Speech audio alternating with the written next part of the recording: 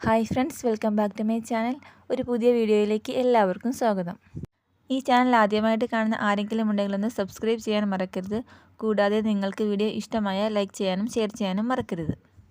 ഇന്നത്തെ വീഡിയോ നല്ലൊരു നാടൻ തക്കാളിക്കറിയുടെ റെസിപ്പിയാണ്. നമുക്ക് ചോറിൻ്റെ കൂടെയെല്ലാം കഴിക്കാൻ പറ്റുന്ന, പണ്ടെല്ലാം അമ്മമാരൊക്കെ ഉണ്ടാക്കി തന്നിരുന്ന ഒരു അടിപൊളി തക്കാളിക്കറിയുടെ റെസിപ്പി. നല്ലൊരു കുറുകിയ ചാറോട് കൂടിയൊരു രുചികരമായ കറിയാണിത്. നമുക്കിത് എങ്ങനെയാണ് വളരെ എളുപ്പത്തിൽ ഉണ്ടാക്കിയെടുക്കാൻ പറ്റുകയെന്ന് നോക്കാം.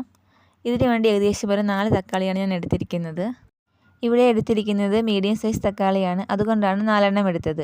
അത്യാവശ്യം വലുപ്പമുള്ള തക്കാളിയാണെങ്കിൽ നമുക്ക് 2 എണ്ണം മതി. തക്കാളിയെല്ലാം കഴുകി ചെറിയ കഷ്ണങ്ങളായിട്ട് മുറിച്ചെടുത്തിട്ടുണ്ട്. നമുക്കിനി വേണ്ടത് അരപ്പിനുള്ള തേങ്ങയാണ്. ഞാനിവിടെ ഏകദേശം ഒരു അരമുറി തേങ്ങയുടെ പകുതിയോളം തേങ്ങയാണ് എടുത്തിരിക്കുന്നത്. നമുക്ക് അരമുറി തേങ്ങയുടെ 1/4 ഭാഗത്തോളം തേങ്ങ വരെ ഇതിനു വേണ്ടി എടുക്കാൻ പറ്റും. ചെറിയ കപ്പിനാണെങ്കിൽ ഏകദേശം 2 കപ്പോളം തേങ്ങ ഉണ്ടാവും ഇത്. നമുക്കിനി തേങ്ങ അരയ്ക്കാനായിട്ട് ഒരു മിക്സിയുടെ ജാറിലേക്ക് മാറ്റണം. ഞാനിപ്പോൾ തേങ്ങയെല്ലാം ഒരു മിക്സിയുടെ ജാറിലോട്ട് മാറ്റിയിട്ടുണ്ട്. നമുക്കിനി ഇതിലേക്ക് ഒരു പച്ചമുളക് 2ആയിട്ട് മുറിച്ചിട്ട് കൊടുക്കാം. ഇനി ഇതിലേക്ക് കുറച്ച് കറിവേപ്പില കൂടി ചേർത്ത് കൊടുക്കണം. ഇനി വേണ്ടത് വെളുത്തുള്ളിയാണ്. ഞാനിവിടെ ചെറിയ കഷ്ണമായതുകൊണ്ട് ഒരു 3 കഷ്ണം വെളുത്തുള്ളി ചെറുതായിട്ട് അരിഞ്ഞ് ചേർത്ത് കൊടുത്തിട്ടുണ്ട്. വലിയ കഷ്ണമാണെങ്കിൽ ഒരു കഷ്ണം മതി. പിന്നെ വേണ്ടത് ഒരു ചുമന്നുള്ളിയാണ്. ചുമന്നുള്ളി ചെറിയ കഷ്ണങ്ങളായിട്ട് അരിഞ്ഞിട്ട് കൊടുക്കാം. ഇനി വേണ്ടത് മഞ്ഞൾപ്പൊടിയാണ്. 1/4 ടീസ്പൂണോളം മഞ്ഞൾപ്പൊടിയും കൂടി ചേർത്ത് കൊടുക്കണം.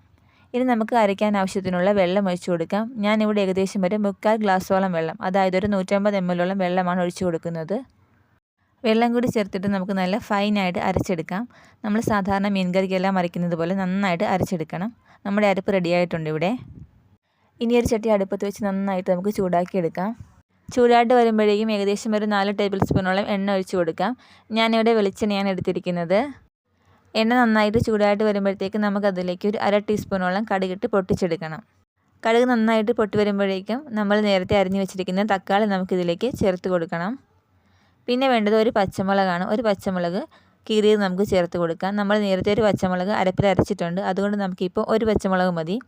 പിന്നെ കുറച്ച് കറിവേപ്പിലയും കൂടി നമുക്കിതിലേക്ക് ചേർത്ത് കൊടുത്ത് നന്നായിട്ടൊന്ന് ഇളക്കിയെടുക്കാം. വളരെ പെട്ടെന്ന് തന്നെ നമുക്ക് ഉണ്ടാക്കിയെടുക്കാൻ പറ്റുന്ന ഒരു കറിയാണിത്. കുറച്ച് സമയം നന്നായിട്ട് ഇളക്കി കൊടുക്കണം. ഇനി നമുക്ക് തക്കാളിക്ക് ആവശ്യത്തിനുള്ള ഉപ്പ് കൂടി ഇതിലേക്ക് ചേർത്ത് കൊടുക്കാം. നന്നായിട്ടൊന്ന് മിക്സ് ചെയ്തെടുക്കണം. ഇനി നമുക്കിത് കുറഞ്ഞ ഫ്ലെയിമിൽ വെച്ച് ഇതേപോലെ തന്നെ ഇടയ്ക്കിടയ്ക്കൊക്കെ ഒന്ന് ഇളക്കിയിട്ട് നന്നായിട്ട് വേവിച്ചെടുക്കണം. അടച്ച് വെച്ച് വേവിക്കേണ്ട, ഇങ്ങനെ ഇടയ്ക്കിടയ്ക്ക് ഇളക്കിയൊന്ന് വേവിച്ചെടുത്താലും മതി. മൂടി വയ്ക്കാതെ വേവിക്കുന്നത് കൊണ്ട് തന്നെ വെന്ത് കഴിയുമ്പോഴത്തേക്കും വെള്ളമെല്ലാം പറ്റി നല്ല പരുവത്തിനായിട്ടുണ്ടാവും. അടച്ച് വെച്ച് വേവിച്ചാൽ ഒരുപാട് വെള്ളമായി പോകും. അതുകൊണ്ട് ഇങ്ങനെ തുറന്ന് വെച്ച് വേവിച്ച് വെള്ളം വറ്റുന്നത് വരെ നമുക്ക് വേവിച്ചെടുക്കണം. ഇവിടെ ഇപ്പം ഏകദേശം ഒരു 1/4 പരുവത്തോളം വെന്ത് വന്നിട്ടുണ്ട്. നമുക്ക് കുറച്ചുകൂടി ഒന്ന് വെള്ളം വറ്റിച്ചെടുക്കണം. കുറച്ച് സമയം കൂടി ഇളക്കിയിട്ട് നമുക്ക് തക്കാളിയിലെ വെള്ളമെല്ലാം നന്നായിട്ടൊന്ന് വറ്റിച്ചെടുക്കാം. അപ്പോൾ ചെറുതായിട്ടൊന്ന് എണ്ണ തെളിഞ്ഞ് വരും. ഒരുപാട് സമയമൊന്നും എടുക്കില്ല, വളരെ പെട്ടെന്ന് തന്നെ തക്കാളി വെന്ത് കിട്ടും.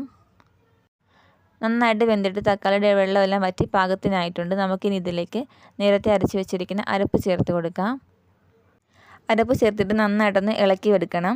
നമ്മൾ ഈ അരപ്പ് ചേർക്കുന്ന സമയത്തെല്ലാം ഫ്ലെയിം ഒന്ന് കുറച്ച് വെച്ചിരിക്കണം. അരപ്പ് നന്നായിട്ട് മിക്സ് ചെയ്തെടുത്തിട്ടുണ്ട്. നമുക്കിനി ഇതിലേക്ക് കുറച്ചുകൂടി വെള്ളം വേണം. അതിനുവേണ്ടി ഏകദേശം ഒരു 200 ml വെള്ളം എടുത്തിട്ട് ഞാൻ അരച്ച മിക്സിയുടെ ജാറിലേക്ക് തന്നെ ഒഴിച്ചിട്ട് ആ വെള്ളമാണ് ഇതിലേക്ക് ഒഴിക്കുന്നത്. അപ്പം നമ്മുടെ ജാറിലുള്ള ബാക്കിയുള്ള അരപ്പ് കൂടി നമുക്കിതിലേക്ക് ഒഴിക്കാൻ പറ്റും. എന്നിട്ട് നന്നായിട്ടൊന്ന് മിക്സ് ചെയ്തെടുക്കണം.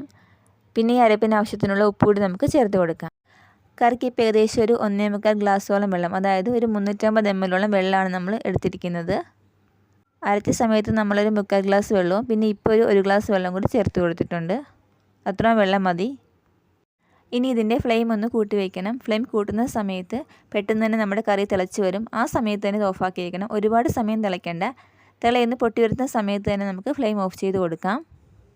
ഫ്ലെയിം ഓഫാക്കിയിട്ട് നമുക്ക് നന്നായിട്ടൊന്ന് മിക്സ് ചെയ്തെടുക്കണം. ഒത്തിരി സമയം തിളപ്പിച്ചാൽ നമ്മുടെ കറി ഇങ്ങനെ വെള്ളം വിട്ടതുപോലത്തെ ഒരു പരുവായി പോകും. ഇതാണ് കറക്റ്റ് പാകം. ഇനി ഈ കറിയിലേക്കൊന്ന് താളിച്ചൊഴിക്കണം. അതുകൂടി ചേരുമ്പോഴാണ് കറിക്ക് നല്ലൊരു ടേസ്റ്റ് വരുന്നത്. താളിക്കാനായിട്ട് ചട്ടി അടുപ്പത്ത് വെച്ച് നന്നായിട്ട് ചൂടായിട്ട് വരുമ്പോഴേക്കും അതിലേക്കൊരു 2 ടേബിൾ സ്പൂണോളം എണ്ണ ചേർത്ത് കൊടുക്കണം. എണ്ണ നന്നായിട്ട് ചൂടായിട്ട് വരുന്ന സമയത്ത് ഇതിലേക്കൊരു 1/4 ടീസ്പൂണോളം കടുക് ചേർത്ത് കൊടുക്കാം. നേരത്തെ കടുക് ചേർത്തത് കൊണ്ടാണ് കുറച്ച് കടുക് മാത്രം ചേർക്കുന്നത്. അതുപോലെ 2 കഷ്ണം ചുവന്നുള്ളി ചെറുതായി അരിഞ്ഞതും കൂടി ചേർത്ത് കൊടുക്കണം. 2 വറ്റൽമുളക് ചെറിയ കഷ്ണങ്ങളാക്കിയതും കുറച്ച് കറിവേപ്പിലയും കൂടി ചേർത്ത് കൊടുക്കാം. നന്നായിട്ടൊന്ന് ഇളക്കി യോജിപ്പിക്കണം. ചെറുതായിട്ടൊന്ന് നിറം മാറുന്നത് വരെ നമുക്കിതൊന്ന് മൊരിയിച്ചെടുക്കണം. ഇപ്പോൾ ഏകദേശം ആയിട്ടുണ്ട്. നമുക്ക് താളിപ്പ് ഓഫ് ചെയ്തിട്ട് കറിയിലേക്ക് ഒഴിച്ച് കൊടുക്കാം. താളിപ്പ് കറിയിലേക്ക് ഒഴിച്ചിട്ട് നന്നായിട്ടൊന്ന് ഇളക്കി മിക്സ് ചെയ്തെടുക്കണം. ഇപ്പം നമ്മുടെ കറിക്ക് കറക്റ്റ് ടേസ്റ്റ് വന്നിട്ടുണ്ട്. നല്ല രുചിയുള്ളൊരു നാടൻ കറിയാണിത്. എല്ലാവരും ഒന്ന് ട്രൈ ചെയ്ത് നോക്കണം. നിങ്ങൾക്ക് വീഡിയോ ഇഷ്ടമായാൽ ലൈക്ക് ചെയ്യാനും ഷെയർ ചെയ്യാനും മറക്കരുത്. ഇതുപോലെ വീണ്ടും നമുക്ക് വേറൊരു വീഡിയോയുമായിട്ട് കാണാം.